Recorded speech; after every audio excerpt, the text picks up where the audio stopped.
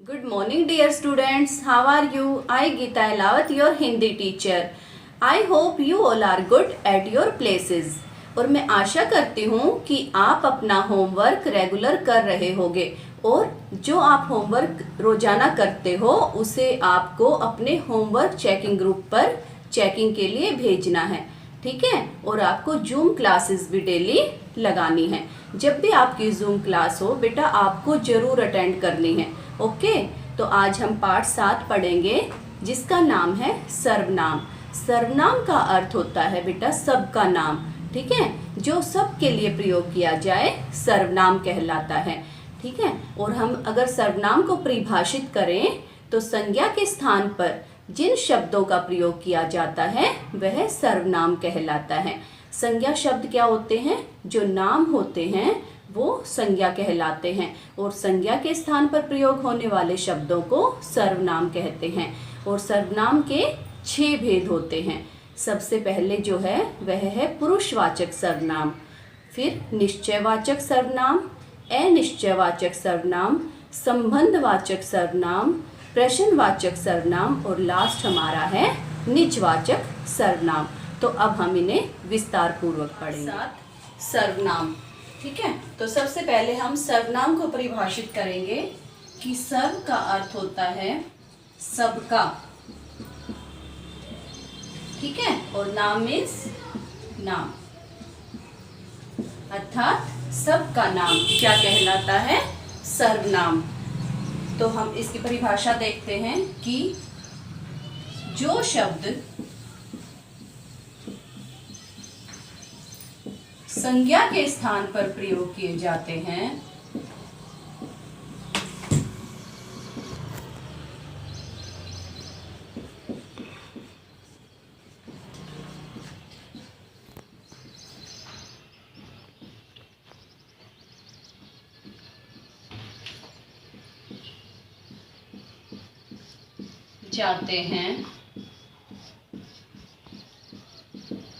सर्वनाम कहलाते हैं।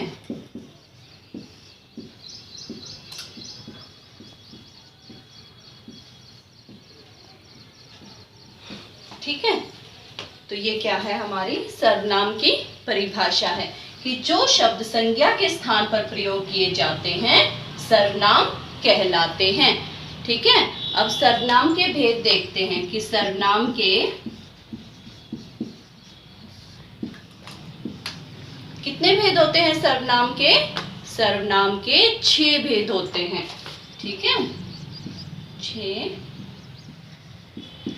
भेद होते हैं।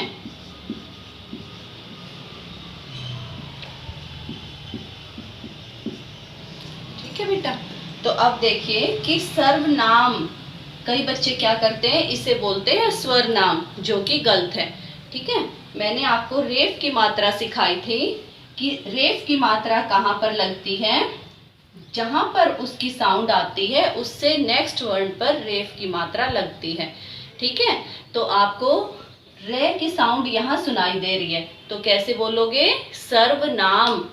कई बच्चे इसमें बहुत ज्यादा मिस्टेक करते हैं कि इसे स्वर नाम बोल देते हैं, जो कि रोंग है, ठीक है। तो आपको इसका उच्चारण कैसे करना है? सर्वनाम, ठीक है। आइए अब सर्वनाम के 6 भेद होते हैं। सबसे पहले है पुरुषवाचक सर्वनाम। पुरुषवाचक सर्वनाम, ठीक है। और सेकंड हमारा है निश्चयवाचक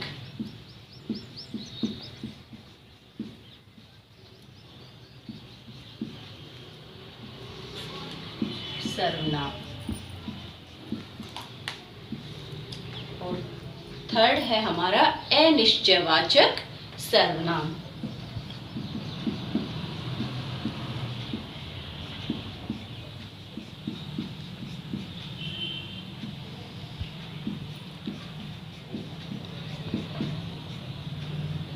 और फोर्थ हमारा है संबंधवाचक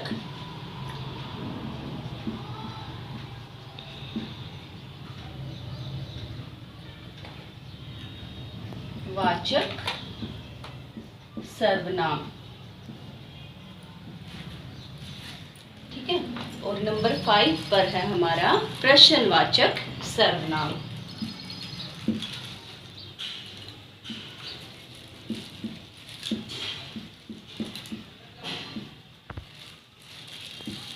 ठीक है, और लास्ट हमारा है निजवाचक सर्वनाम।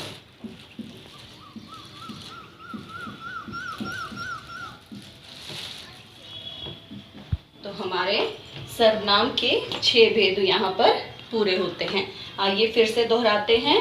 पुरुषवाचक सर्वनाम, निश्चयवाचक सर्वनाम, अनिश्चयवाचक सर्वनाम, संबंधवाचक सर्वनाम, प्रश्नवाचक सर्वनाम और निजवाचक सर्वनाम। ठीक है, तो सबसे पहले है पुरुषवाचक सर्वनाम। इसमें क्या होता है? मैं, तुम और वह। ठीक है, सुनने वाला और बोलने वाला और कोई तीसरा पर्सन। तो इसमें क्या होता है? पुरुषवाचक सर्वनाम में अपने लिए, जो सामने है उसके लिए, या कोई तीसरा व्यक्ति है उसके लिए बात की जाती है, वो कहलाता है पुरुषवाचक सर्वनाम। नेक्स्ट है हमारा निश्चयवाचक सर्वनाम। ठीक है, निश्चयवाचक सर्वनाम में यह निश्चित होता है कि यह वस्तु किसकी है, यह व्यक्ति कौन है। ठीक है, जैसे कि मेरे हाथ में यह क्या है? नोटबुक है, तो यह मेरी नोटबुक है, यह मेरी किताब है, यह मेरी कॉपी है। ठीक है, तो यह क्या है? मुझे निश्चित है कि यह मेरी है।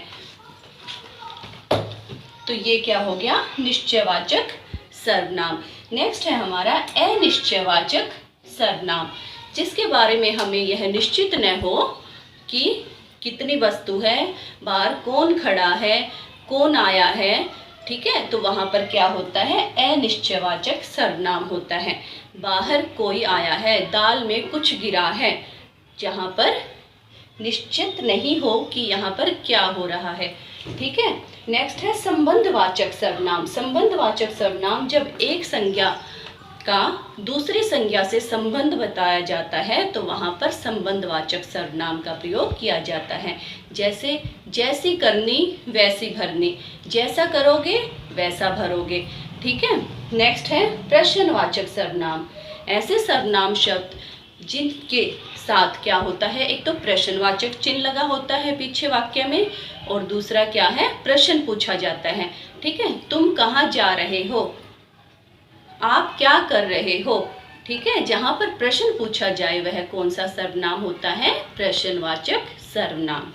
ठीक है, नेक्स्ट है निजवाचक। निज का अर्थ क्या होता है? अपना। जब अपने बारे में कोई बात कहे तो वो कौन सा सर्वनाम होगा? निज। ठीक है, आप अपना काम स्वयं करो, मैं अपना काम स्वयं कर लूंगी।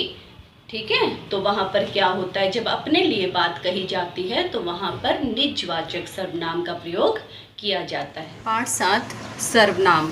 सर्वनाम का प्रयोग संज्ञा के स्थान पर किया जाता है। अभी मैंने बताया कि सर्वनाम शब्द का प्रयोग संज्ञा के स्थान पर होता है। ठीक है, देखिए, अनुभव मेरा मित्र है, अनुभव मेरे साथ पढ़ता है, अनुभव के पिताजी डॉक्टर हैं, अनुभव की माताजी टीचर हैं, अनुभव सभी प्रशंसा करते हैं। ऊपर लिखे वाक्यों में अनुभव संज्ञा शब्द है, इसका बार बार प्रयोग अटपटा सा लग रहा है। यदि इन वाक्यों को कुछ इस प्रकार लिया जाए, देखो बेटा, ये क्या आया? अनुभव। अनुभव क्या है? नाम है, और नाम क्या कहलाता है? संज्ञा कहलाता है। ठीक है, अनुभव मेरा मित्र है, ये नीले जितने भी शब्द हैं ये क्या है? अनुभव है। तो बार बार अनुभव का प्रयोग किया जा रहा है, जिससे भाषा क्या लग रही है? अटपटी सी लग रही है। एक बार देखिए कि इन्हीं वाक्यों को हम दोबारा दोहराते हैं। अनुभव मेरा मित्र है, वह मेरे साथ पढ़ता है, उसके पिताजी डॉक्टर हैं, उसकी माताजी अध्यापिका हैं, उसकी सभी प्रशंसा करते हैं। तो यहाँ पर क्या आया बेटा? वह, उसके, उसकी,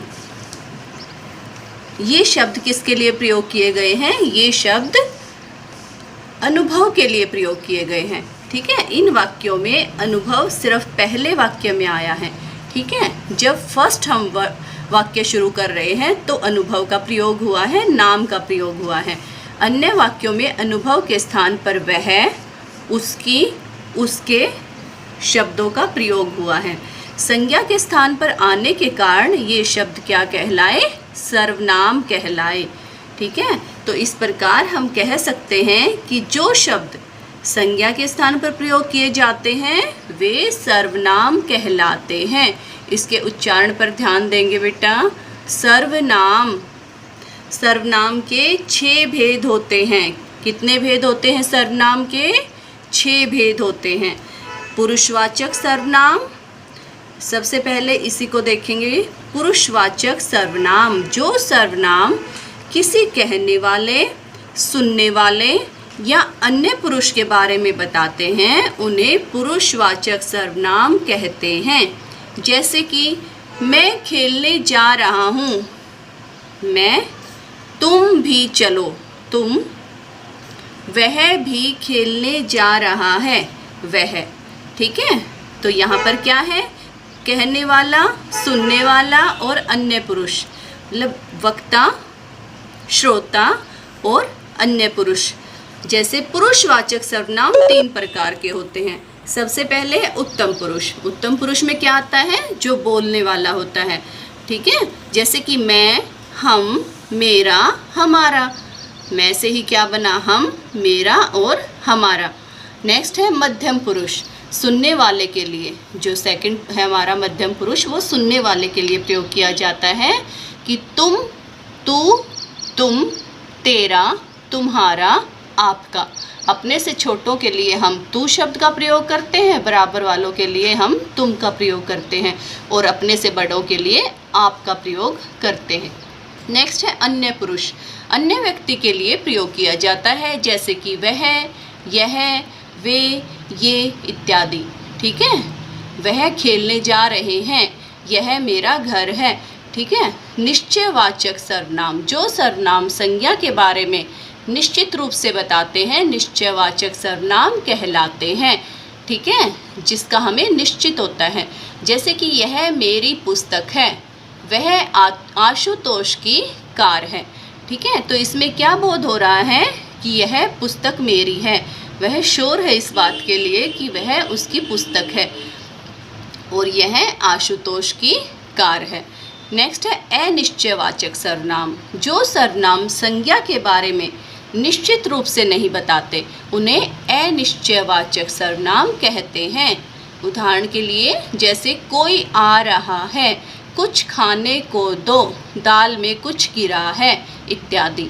नेक्स्ट है संबंधवाचक सर्वनाम। अब देखो संबंध, स के ऊपर भी अनुस्वार है और ब के ऊपर भी अनुस्वार लगा हुआ है। ठीक है, तो इसको लिखते हुए ध्यान देंगे। संबंधवाचक सर्वनाम, जो सर्वनाम संज्ञा या सर्वनाम का अन्य संज्ञा और सर्वनाम से संबंध बताते हैं। इसके नाम में ही इसका अर्थ छुपा हुआ है कि जो संज्ञा या सर्वनाम का अन्य संज्ञा और सर्वनाम से संबंध बताएं, संबंधवाचक सर्वनाम कहते हैं। जैसे कि जिसने हरी कमीज पहनी है वह मेरा भाई है। जिसने हरी कमीज पहनी है वह मेरा भाई है। ठीक है, तो इसमें संबंध बताया गया है। जैसा करोगे वैसा भरोगे, जैसी करनी वैसी भरनी इत्यादि। नेक्स्ट है प्रश्नवाचक सर्वनाम, जो सर्वनाम प्रश्न पूछने के लिए प्रयोग में लाए जाते हैं उन्हें प्रश्नवाचक सर्वनाम कहते हैं। ठीक है, इसकी एक तो पहचान क्या होगी, क्या, कोई, कौन, किसे, ये, और लास्ट में क्या है, इसमें प्रश्नवाचक चिन्ह का प्रयोग किया जाता है। तो ये क्या होंगे, प्रश्नवाचक सर्वनाम। उदाहरण के लिए दरवाजे पर कौन खड़ा है, यहाँ पर कौन शब्द क्या है, सर्वनाम है। ठीक है, तुम्हारे हाथ में क्या है, तो यहाँ पर क्या क्या है, सर्वनाम शब्द है। और लास्ट हमारा है निजवाचक सर्वनाम, जो सर्वनाम अपने लिए प्रयोग किए जाते, निज का अर्थ होता है अपना। ओके, उन्हें निजवाचक सर्वनाम कहते हैं। जैसे मम्मी, मैं अपना गृह कार्य अपने आप करूँगा। अपना काम स्वयं करो। ठीक है, तो यहाँ पर क्या है, अपने लिए बात कही जाए। जब अपने लिए बात कही जाती है तो वहाँ पर निजवाचक सर्वनाम का प्रयोग किया जाता है। तो हमने क्या पढ़ा कि सर्वनाम की परिभाषा और उसके भेद। ठीक है, तो आपको भी इस पाठ को अच्छे से पढ़ना है और इसके अभ्यास कार्य को करना है।